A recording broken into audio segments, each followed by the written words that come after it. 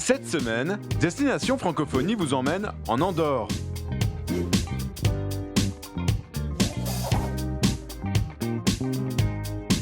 Bonjour, je marche dans les montagnes des Pyrénées.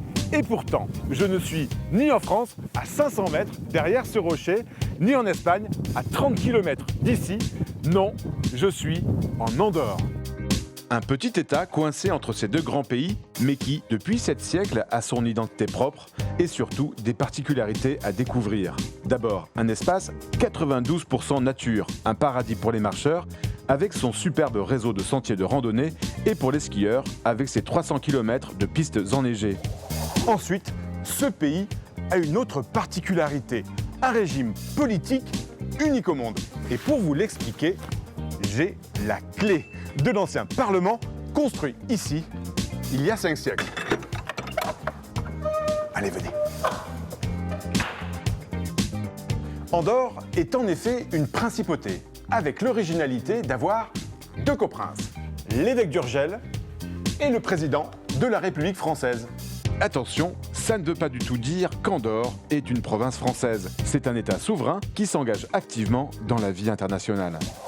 Pour cela, la principauté a un atout majeur, son plurilinguisme affirmé.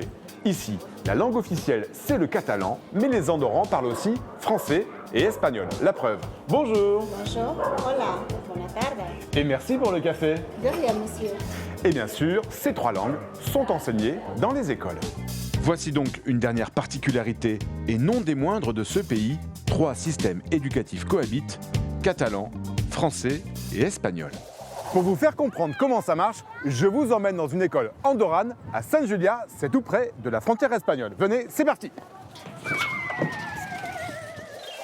Dans l'école andorrane San Julià de Loria, les enfants en primaire n'ont pas une, mais 2 enseignantes. Et c'est le cas dans toutes les écoles de la principauté. Laura est professeure de français et Carmen, professeure de catalan. Elles enseignent à leurs élèves chacune dans leur langue, dans toutes les matières, à l'ensemble de la classe. Les élèves sont ainsi immergés dans le bilinguisme français et catalan et passent d'une langue à l'autre sans s'en rendre compte. C'est celles qui nous font sentir pas trop bien. Emocions que ens fan sentir superbé. En Andorre, les enfants ont le libre choix.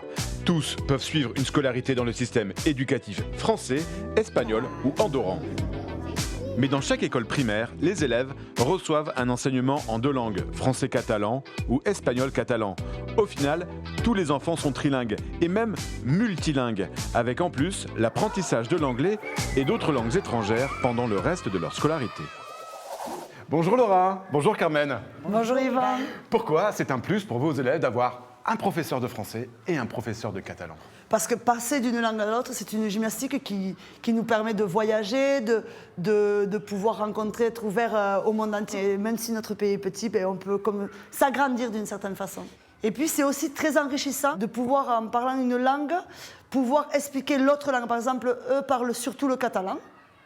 Et puis ensuite arrive le français. Et du coup, pour mieux écrire le français, on s'aide du catalan. On établit des relations entre les paroles en catalan et les paroles en français. J'ai rendez-vous maintenant avec le directeur de l'école. Il s'appelle Isaac Benchluch et il est très dynamique. Bonjour Isaac. Bonjour Yvan. Isaac, finalement, ce plurilinguisme, est-ce que ce n'est pas un défi au jour le jour?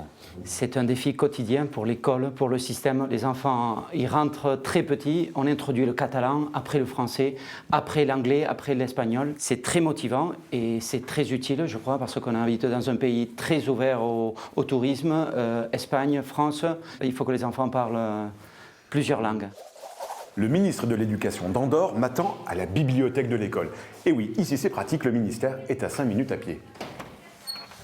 Bonjour Monsieur le Ministre. Bonjour. Pourquoi ce plurilinguisme est-il si important dans le système éducatif andorran? C'est très important de donner des compétences linguistiques à nos élèves pour pouvoir développer leurs études, leur travail, même leur vie dans d'autres endroits que l'Andorre. Donc ce qui est très important, c'est le contact constant avec la langue, le contact constant avec les maîtres d'école. Mais après, les élèves font ça tout seuls, naturellement. Ils grandissent dans cette ambiance-là. Si vous souhaitez voir la version longue de l'émission, rendez-vous sur notre site internet. Nous, on se retrouve la semaine prochaine pour une nouvelle destination. Alors, de la Principauté d'Andorre, je vous souhaite une très bonne semaine à tous sur la planète francophone. Au revoir.